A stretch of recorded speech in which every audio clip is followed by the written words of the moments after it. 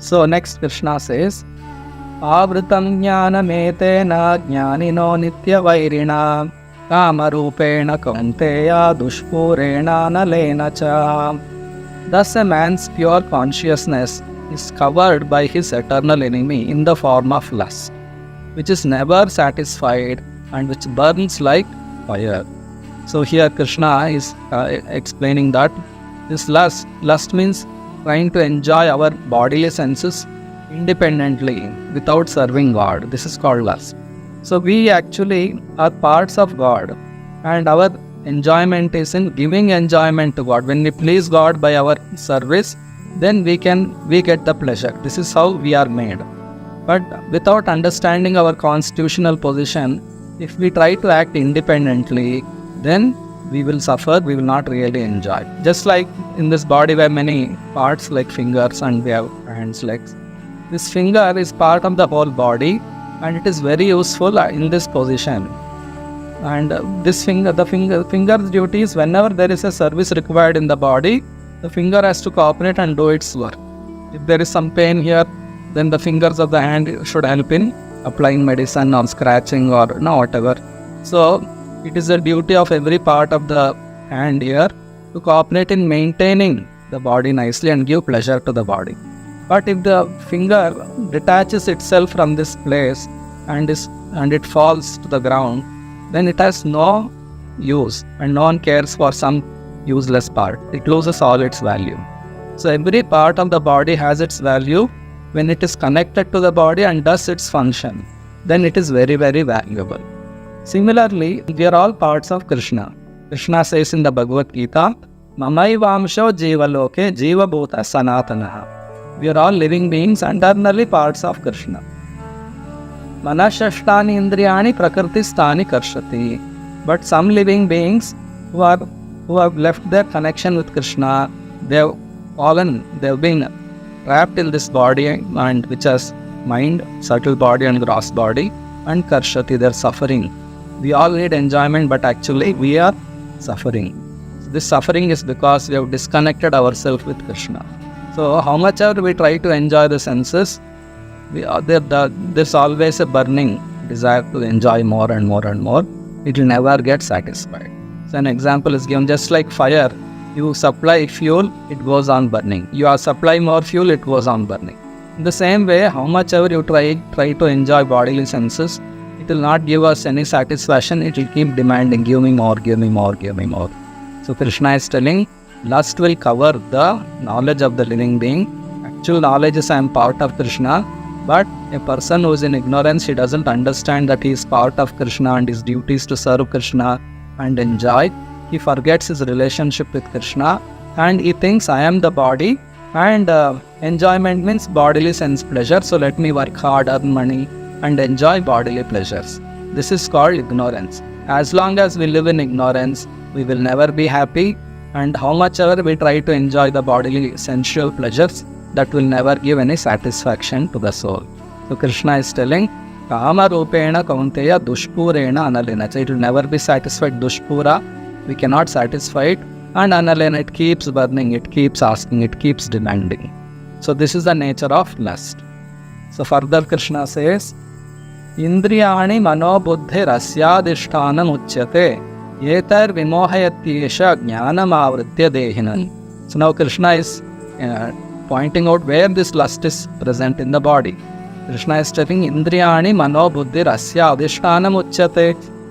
The senses, the mind and the intelligence are the sitting places of this lust, which veils the real knowledge of the living entity and bewilders him. The lusty desire, when the living being disconnects itself with Krishna, then it is awarded a material body. So this body is a covering over the spirit soul, and the lusty desires are expressed by the spirit soul through the bodily senses. There are 5 jnanendriyas and 5 karmendriyas, 5 knowledge acquiring senses and 5 working senses. So using this 10 senses and the subtle body which is made of mind, intelligence and false ego, the living being tries to enjoy independently in this material world. So Krishna is telling these are the places where lust is present, the senses, the mind and intelligence. So senses are all controlled by the mind, and mind is controlled by intelligence. And intelligence is a next door neighbor of the spirit soul. If we engage the spirit soul in serving Krishna directly, then automatically we can control the lusty intelligence by we can control the unregulated, uncontrolled mind, and we can control the senses. So this is the way of controlling lust. We cannot directly, abruptly control the senses without controlling the intelligence and without controlling the mind. So how to control the intelligence? If we read Bhagavad Gita every day and you get pure knowledge, then our intelligence becomes purified. What is right, what is wrong, this decision is taken based on the knowledge we have. So unless we have the right knowledge about who am I, who is God, what is this creation, how to enjoy, we need proper, correct answers to these questions. And all these questions are answered by Lord Krishna in the Bhagavad Gita, and more detailed explanations are there in Srimad Bhagavatam. So these two scriptures are more than enough for us to understand everything. So we have to regularly study and hear Bhagavad Gita and Srimad Bhagavatam, especially written by Srila Prabhupada, who comes in the Brahma Madhva Gaudiya Sampradaya. So he has given many lectures on Bhagavad Gita and Srimad Bhagavatam. It is available freely on the internet. So you can go through these lectures, you can read his books. In that way, we can purify our intelligence. When we purify our intelligence, then it becomes easy to control the mind. Because mind's duty is thinking, feeling and willing. These are the functions of the mind.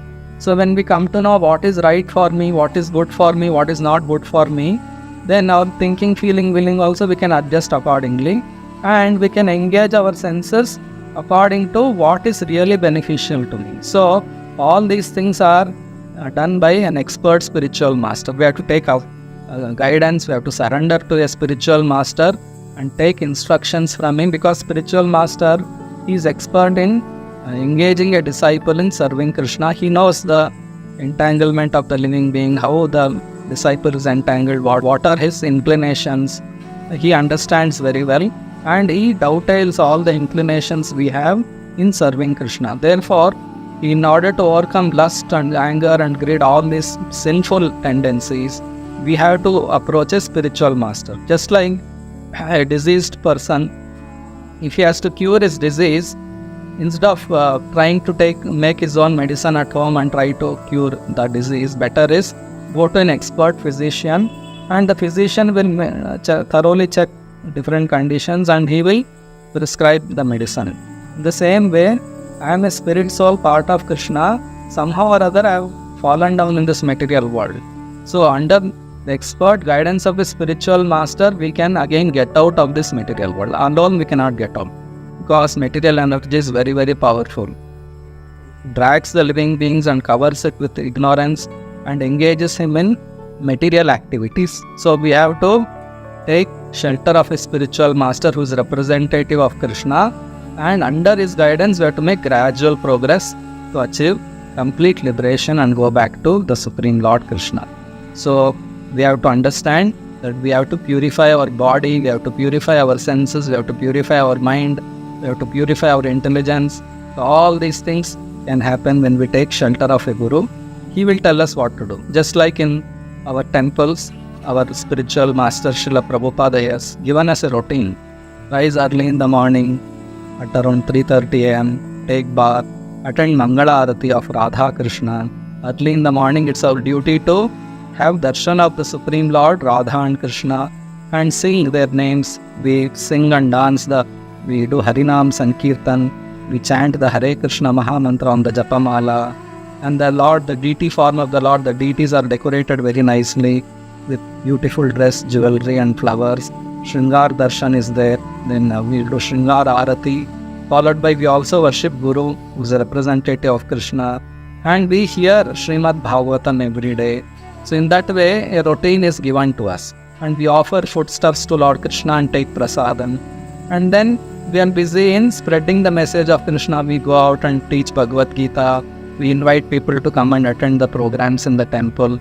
So in that way, a devotee is throughout the day busy in serving Krishna, and trying to enlighten people more and more about what is the importance of human form of life and what is the method of real happiness. So in that way, each and every one of us, we can learn this spiritual science, the method of Krishna consciousness, by associating with the devotees in the temple, learn from them and apply it in one's own life. It's not that everyone should leave home and go to the temple and stay in the temple.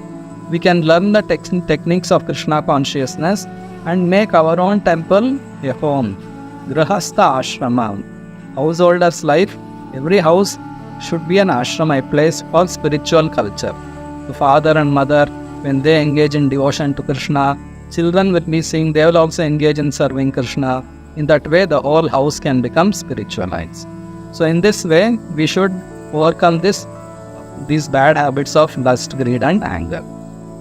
So Krishna is pointing out where all lust is present, and this can be purified. That also Krishna teaches us here in Bhagavad Gita.